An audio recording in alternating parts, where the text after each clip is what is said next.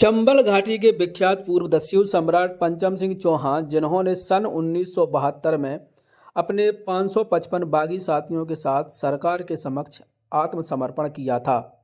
Jail से रिहा होकर पंचम सिंह चौहान ब्रह्मा कुमारी संस्था से जुड़ गए और संस्था के लोगों की मनगढ़ंत अध्यात्म की बातों को सत्य मानकर एवं संस्था द्वारा परिवार सहित आजीवन हर तरह की सहायता के दिए जाने के आश्वासन पर विश्वास करके अपनी पूरी संपत्ति, जमीन जायदाद, रहने का घर संस्था को दान कर दिया।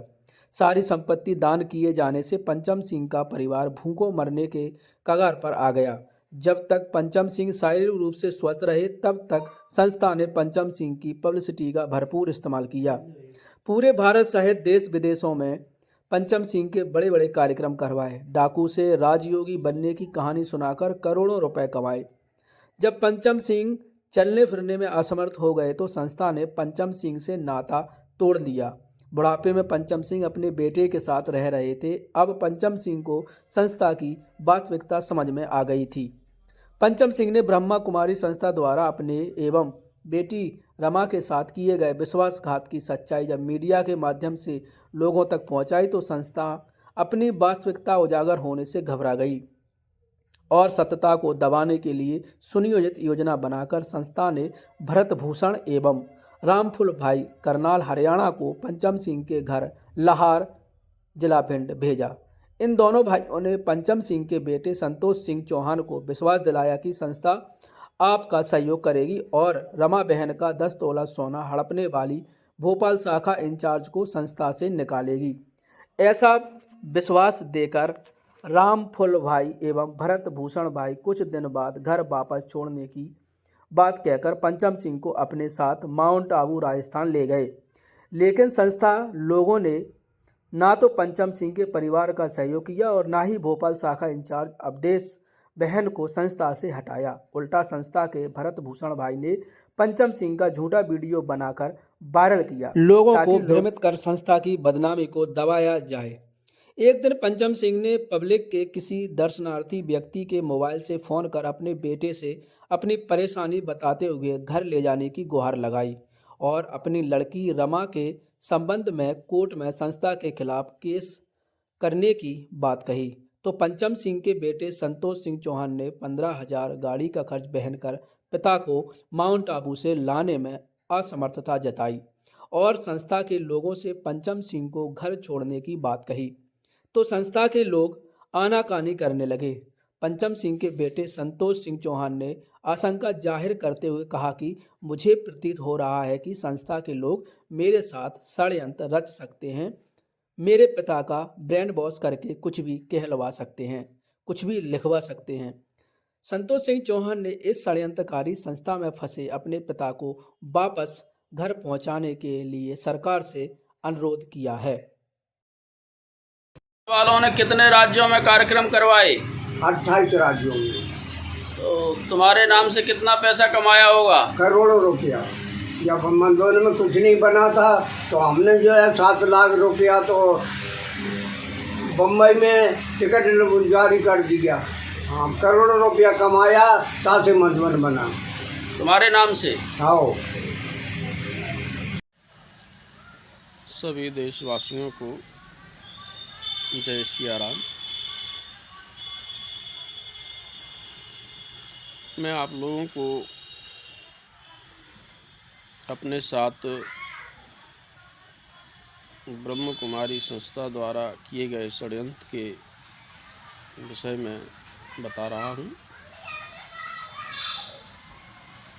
यह ब्रह्म कुमारी संस्था के लोग कैसे लोगों के घरों को बर्बाद करते हैं, कैसे लोगों की संपत्ति को लूटते हैं, हड़पते हैं, इसका प्रत्यक्ष उदाहरण हमारा घर है, जिसकी सार्वजनिक सत्यता आप लोग हमारे यहाँ आकर देख सकते हैं।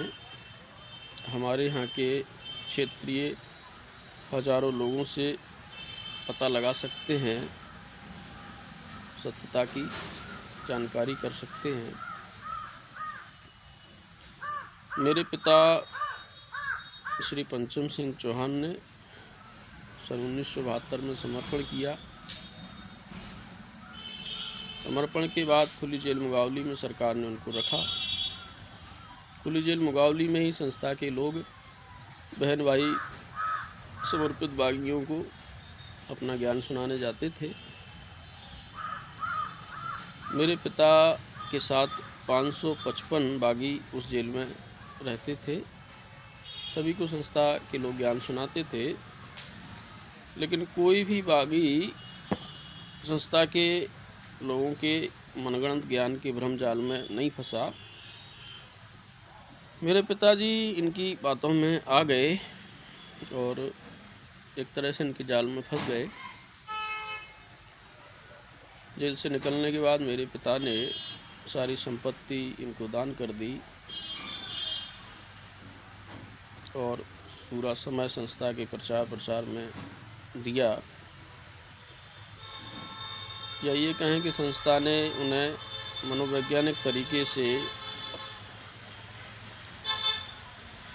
अपने पक्ष में करके सारी संपत्ति दान के नाम पर लूट ली और अपने संस्था का प्रचार प्रसार करवाने और पिताजी के कार्यक्रम बड़े बड़े पब्लिक प्रोग्राम करवा के करोड़ों रुपए कमाने में पिताजी की पब्लिसिटी का उपयोग किया।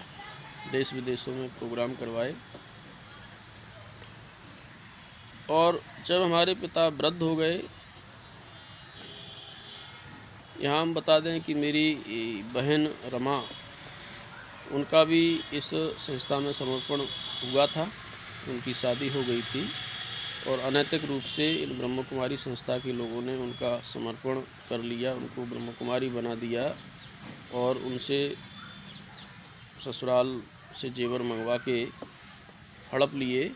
10 तोला सोने की लगभग पिताजी जैसा बताते हैं।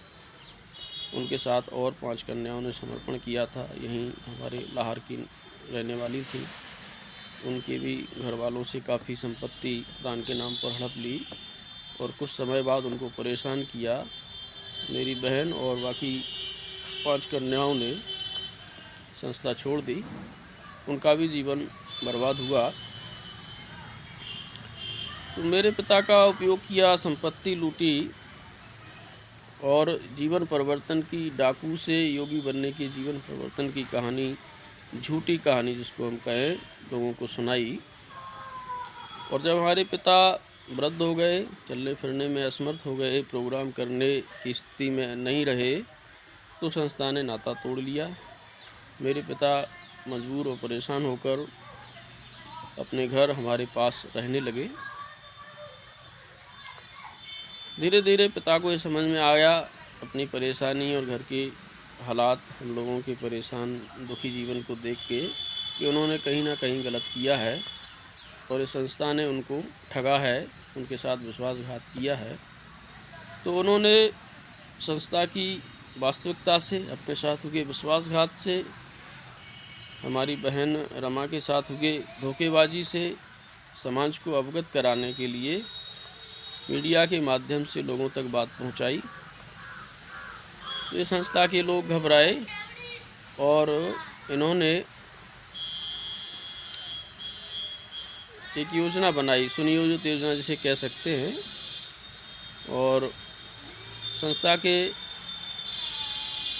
भाई रामफूल, जो करनाल हरियाणा के रहने वाले हैं, भरत भूषण, जो हरियाणा के रहने वाले हैं, मेरे घर आए मीडिया में खबरें चलने के बाद और उन्होंने मुझसे कहा कि आपके साथ गलत हुआ है, हम संस्था के वरिष्ठ लोगों को बताएंगे। और भोपाल शाखा की अवधेश बहन ने, आपकी बहन के समर्पण हुआ था, वहाँ आपकी बहन के जेवर हड़प लिए, संपत्ति अन्य कन्याओं की हड़प ली, आपके पिता की संपत्ति जिन्होंने हड़पी है, जिन्होंने विश्वासघात किया है, उनको संस्था से निकालेंगे और आपकी हर तरह से सहायता मदद करेंगे, आपके पिताजी की हर तरह से व्यवस्था करेंगे। ऐसा कह के वो हमारे पिता को ले गए और कह गए कुछ दिनों बाद हम पिता को छोड़ जाएंगे, घुमा लाते हैं, माउंट आबू लोगों से मिलवाते हैं, वरिष्ठ लोगों से चर्चा करवाते हैं और हमें माउंट आबू से भेजा है। ऐसा कह के वो ले गए और उन्होंने एक वीडियो बनाया मेरे पिता का, भरत भूषण भाई ने, और उसमें सारी वास्तविकता को उलट पुलट करके मेरे पिताजी से कहलवाया, झूठे आश्वासन दिए होंगे या जैसे समझाया होगा या जैसे भी क्या किया मैं तो नहीं जानता, लेकिन मैं ये जानता हूँ कि जो वीडियो में कहा जा रहा है सत्यता को छिपाने के लिए जो बातें पिता से बुलवाई जा रही हैं वो सरासर गलत है। सत्य वो है, वो प्रमाणिक है, सार्वजनिक है और